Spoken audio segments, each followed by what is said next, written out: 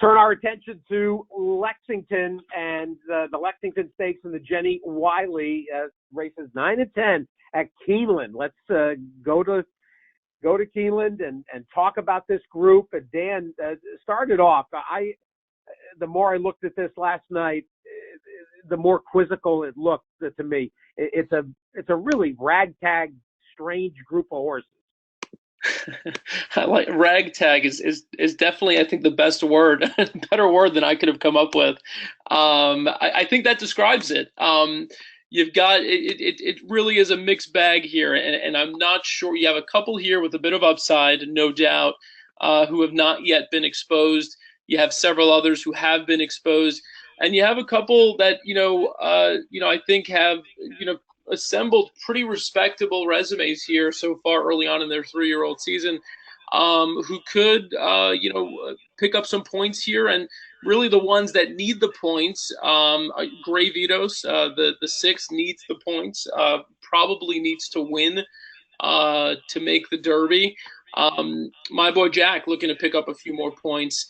A horse that really can't propel himself into the Derby with a win, but who really looks good to my eyes, at least, is the 2 that we're on here, Telekinesis. If you pull up this horse's chart from the maiden win, and this is another cool feature that we'll see here. You've got sort of these interactive charts on Stats Race Lens. You can kind of hover over each of the other runners in the race, and when you do that, you can see that the 2nd, 3rd, and 4th place finisher have not started yet since that race. But then when you see that green circle around a horse, that means that horse started and won with a class rating higher than the race that he's coming out of here. And you'll also see there's also a yellow circle as well, which means that the horse came back and won in a race with a lower class rating. But nonetheless, a good sign there that he comes out of a race where, really the only horse to have come back in the top 5 finishers came back to win. So that's certainly a positive sign. His first try against winners last out was against older horses. And the horse who won and was then DQ'd is a graded stakes runner. So he was facing a pretty tough test for a second career start. The pace wasn't overly hot, but Telekinesis was on the lead, faced sustained pressure throughout, and he still kicked late. And I thought it was pretty impressive for his first start stretching out. And so I think there's a lot there, and there's probably a lot of upside. Is this too tough of a test? Probably not. Yes, this is a graded stakes race with Derby implications, but no one in here really scares me, to be honest. So I think Telekinesis could be the horse. There's some trainer research that we could look at briefly too. It's not anything that's going to completely wow you, but doesn't hurt either. If you look at trainer Mark Cassie, past 2 years in all stakes races, using today's jockey in particular, and I looked that up because I thought, again, Castellano, how often is he used Castellano in a spot like this? He's in the money about half the time, and he's won 2 races, including one that you see there, Flame Away at Saratoga. So, and Conquest Enforcer, of course, as well. So, anyway, I thought this was interesting. This horse looks like he has a ton of upside. So he's one I'd include. I also like Gray Vitos, who I mentioned earlier. This is a horse who's had some injury issues. He's been out for a while. He's got, I think, 10 Derby points, and can still, again, make the Derby with a win here. The speed figures that you see there, the 104 and 107, that really puts him right in line with the rest of these. I think only Pony Up's 108, which was run over synthetic surface in the Jeff Ruby, is a higher number here. So on dirt, he's got pretty much the best numbers. And so if he's able to return at least to the form that he was in when we last saw him, and if he takes a step forward, I think Gray Vitos could be tough.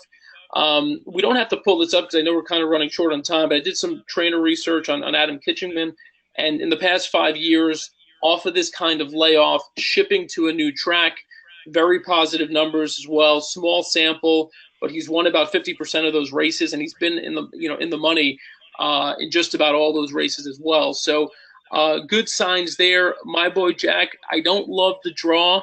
I know everyone will tell you, well, he's a closer. He's gonna take back, and he's shown that he can win from off the pace. I just feel like it's a little bit of extra work for a horse who probably doesn't need anything extra to do at this stage. He's run some really big races, and sure, he could fire another one here. He probably gets in with a second or even third place finish. I think he's got about 32 points if I'm remembering correctly. So he doesn't need many. So I don't know. It seems to me that they were probably looking for a softer spot here, bringing him out to the Lexington. He'll probably hit the board, but I just feel like he's not going to win. It just doesn't. It seems like it's the perfect storm for him not to win this race. So yeah, Gravitos and Telekinesis would be the plays for me. Craig, what were you thinking? Yeah, my top choice was the horse you mentioned having the top figure, Pony Up, number 7. I know the last race was on the synthetic, and so some people will discount that. Over the years, I've kind of been a supporter of synthetic tracks and think that they get a bad rap, and sometimes people will just explain away results saying that because it was synthetic. Like to me, the World Cup this year with Thunder Snow winning, if that would have been a synthetic track, that's all we would have heard about. Was that the synthetic track was why Thunder Snow won. I know it would have been just, that's all it would have been. And, it had nothing to do with it because there was no synthetic track in Dubai this year. And just too many things get dismissed that way. And I don't agree with all of that. So, but, there are horses that only like it. And this horse, was running on turf. So it's a possibility. But, it's a Pletcher horse. Him and Velasquez, always win together. Of course, they're winning at 30%. I just think it's worth still sticking with this horse, taking a look at what he will do on the dirt. And I like him. I like my boy Jack, like you said. The post could compromise him. One thing about this race for me, because there was one thing we wanted to show, just quickly with the true odds here, is that you can create your own factors here for the win probability factors. So whenever we click on that in any type of race, you're going to see the filters that it matches. So this one here is called a slow paced route. It's one that I just developed on my own. It isn't something that comes in RaceLens. And so users can always create their own filters for races. And when you click on it, when you click Edit Set, with RaceLens, you're going to see like this 2-year-old dirt routes. The ones that can't be deleted are the ones that are in RaceLens and that are activated. But I encourage people who are really into pace or into how things happen at different distances and surfaces to take a look at these and to examine them, create your own, just experiment. And what happens is those filters, when they get applied, they're going to affect this adjusted true odds column. So in this race, Pony Up, came up as the 2-to-1 overlay because of the way that I have my filter settings. For other people, it's going to be different, and that's just one way to separate yourself from the crowd. If you want things to kind of be more personalized in RaceLens, that's one aspect to do it, other than just create your own angles and the other things we see. That's another thing that you can get into with RaceLens. And then the other horse I like is Gravitos. Like what you said, there is one thing I'm going to show just as far as an angle with Gravitos. And so this one here is for his form. So it shows the workout furlongs per day is greater than or equal to 90%. I just want to quickly look at that. So this is one I don't remember who. I mean, I think back in the day, I think the whole handicapping school of thought that Dick Mitchell and his group, I think they were the ones that I first heard about doing this. And what there is, it's kind of like a fitness test, and so they're looking at when you add up the furlongs for the last 30 days or whatever time period you want. If it's close to being equal to 30 days, then that's a positive sign. So a lot of times you'll add a fudge factor. So like in this case, I added 4. When you create your angles, you can add 3, 2, 1, or 0. But if we just look at the PPs, Gray Vito, so you can see that the horse has a 5 furlong, 7 furlong, 7 furlong, 6 furlong. It's got all these long workouts, and so it's just I think they have to get that horse that fit just because this horse hasn't raced this year yet, and coming into this type of race, I mean that's the only chance you get to be close to 100%. Your first time out, and so that I just wanted to point that out, that's one thing that you can use. And then just to me, to throw in a long shot to hit the board is Zanesville, and he just finished behind Pony Up in that race. He ran the number. It's just one of those things that if I'm going to play Pony Up, then I have to box him with this horse and throw this horse underneath for third and fourth if I'm playing tries and supers. And so that's just my thoughts on this race. We can go on to the Jenny Wiley, wrap things up. I'll only add that to me, My Boy Jack is way the horse to beat here, and I don't. The 12 hole does not bother me. He's gonna like the configuration at Keeneland, and I think long term he's not really a 10 furlong horse. But this I think will suit him very well. And all you got to do is look back to the performance in the Southwest. They didn't want to run at all. They were very hopeful that coming out of the Louisiana Derby that they would have enough points. But he will be ridden to win. I happen to like Zanesville as the price too, Craig. And his form is dirtied up. He had to lay off the gas in the stretch of the Jeff Ruby, and I thought that he was the right price at 20-1 to play around with. Dale Romans will throw anything against the wall. 7 Trumpets shows up in here off of what I understand from John Nichols at Churchill was a very good half mile, but he's really been a frustration and a disappointment.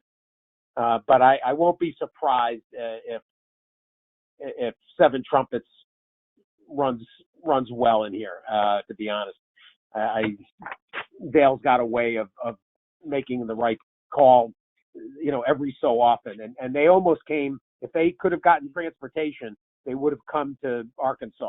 So the fact that they were willing to do that, Gary Stevens had been signed on. The fact that they were willing to try to get here, that's a pretty glowing endorsement. So for me, call it 12-10-2, 12-10-3-2 for me. Let's go to the Jenny Wiley, one of the great Grade 1 turf races for fillies and mares. So for me, I just sure. So for me, I just wanted to point out one thing in this race as well. This was another race that for the way that I have my filters set up, this did come up as a slow-paced race, and the way that these factors are set up for that I just this is the way that I decided to set these up with the filters, with the rankings this way for the sliders, and the adjusted true odds. Sister Charlie comes out as a standout in this race, and that's kind of what I'm gonna build off of. But then the also thing when I see these slow pace turf races like these the 1, 4, and 5, these types of horses, I'm going to always take a look at them, and then if there are things that I like about those horses, I'm going to use those types of horses as well.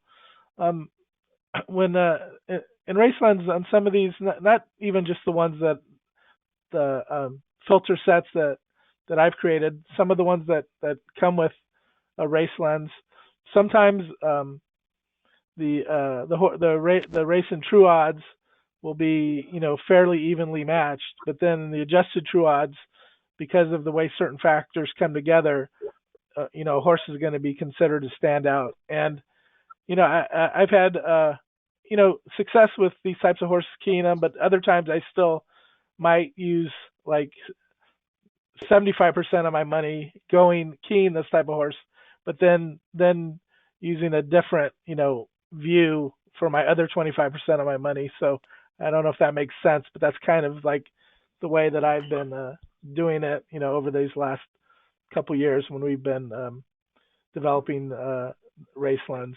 So I just want to quickly look at the PPs. And so when we look at Sister Charlie, we can see that this horse, was in France, quickly got into the graded races and had success. I mean, one good thing about what we have included in Racelands are these class and speed figures that are on the same Equibase speed figure scale, so that we can compare horses with their performance overseas and when they come to America. And so this horse had run big races, ran a nice race. The only time it came to the U.S. Then you can see that when you look at some of these angles here, you can see that the win percentages are good for Chad Brown off a long layoff. So winning 25% of the time. So I'm not really worried about the horse not being fit. I think it's going to run well. So that's the way I look at that horse. The horse I want to play for a price is the 5 Kitten's Roar. So that was one of the horses that looked like it's going to be close to the slow early pace as predicted. And the reason I like this one is it has so many positive angles for Mike Maker. So his turf routes at Keeneland, he does very well. When Kendrick Carmouche rides for him, he does very well. When the horse is off 61 to 180 days, and you can see all these green numbers here always mean that everything is highly above average, and for the jockey too. So it's just, those are all positive signs, and especially if the horses could be helped by the slow pace, that's a horse that I'm going to play a lot. And then the other horse that looks to be a contender for me is Cambodia, and this horse may be on or close to the lead today. I like the move to Leparoux getting on. That's always a positive sign in these turf routes at Keeneland. And it did earn a 120 in that filly and mare turf race. I thought it was going to run well. I was waiting for this horse to run back, but I think maybe it came back too soon was maybe the problem. I mean, I know some horses like Catholic Boy did well coming off a Breeders' Cup race, but this horse obviously didn't. It had a little bit of trouble. So those are the contenders I see. Dan, go ahead and hear your comments.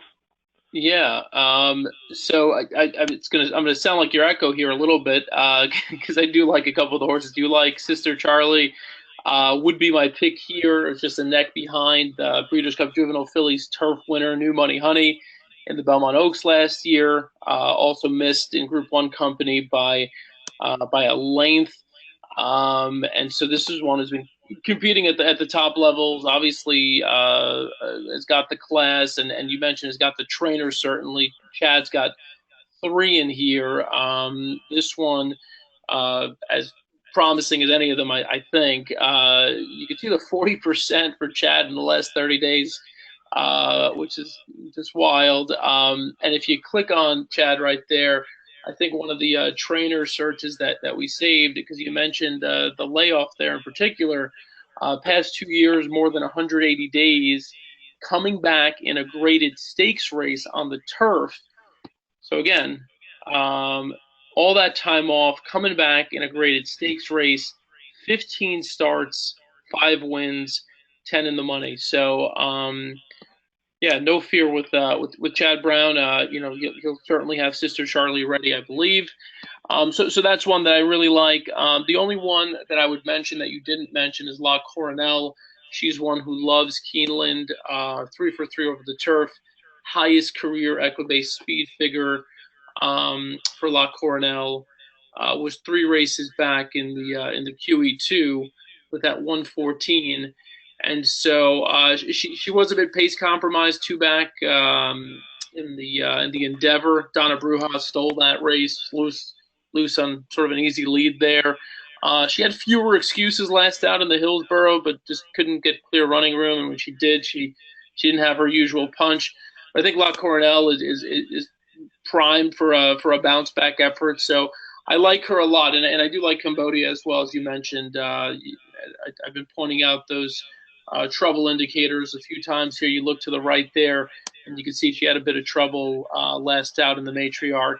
I think bounce back effort is in order, and so yeah, those would be my 3 there. Steve? Well, not a whole lot to add. I will mention that 4-star Crook, the New York bred mare, is simply miraculous, and the job that Chad's done with her is remarkable. She had no right at all to be doing what she's done, and she continues to get better and better and better. It's shocking. So I cannot leave her off, and frankly, she figures to get a very nice trip. It's a weird pace-wise. This is an unusual group. It feels like there isn't, any aggressive pace. Donna Bruja, I guess, Lovely Bernadette, maybe Ultra Brat. I mean, there's nobody that is a clear pace setter. So it's going to be interesting to see how the pace unfolds. That could be an issue for 4-star Crook, who has a tendency to drop out of it. Javier Castellano reunites with her. I'm not leaving her off, and I think you're gonna get a lot better than that 5-1 morning line. Proctor's Ledge is second off the layoff in here for Mrs. Mosley and for Brendan Walsh. I'm a big fan of hers. Interestingly, 2 of her lesser efforts have come at Keeneland. And so that's a bit of a discount. I completely agree about Cambodia. She's going to get a very advantageous trip down inside with Leparoux. So a really nice cast. So the Jenny Wiley's good every year. That's a race that it consistently comes up strong. And this was a very strong edition of Stats Race Lens. We remind everybody you can utilize the quarterly promotion, $99. Unlimited usage, SRLQ, Stats Race Lens Quarter, 99S, and through the end of the month, new subscribers, or if you have let your subscription lapse and want to sign back on, we'll all be together again 3 weeks from tonight at Churchill Downs. And Dan and Craig, myself, and Lafayette Pink High III, LP3, you can't miss the Kentucky Derby Stats Race Lens seminar. Make sure you're following Stats Race Lens on Twitter. Utilize the forum, the help desk, Craig and the staff. You can go to any of the helpful people on Twitter, Uber Capper, Ella Starr, Craig, and everybody at Stats Race Lens, ready to help you with any any needs at all, any ideas, suggestions, questions. Best of luck this weekend. Don't forget tomorrow, the Apple Blossom and the Fantasy, probably going to be wet, but then a big Saturday, and it looks good here in Hot Springs and at Lexington, too, after the snow last week. Thanks for joining us. Thanks to Dan. Thanks to Craig. Look forward to talking to you from Churchill Downs in 3 weeks. Good luck, everybody.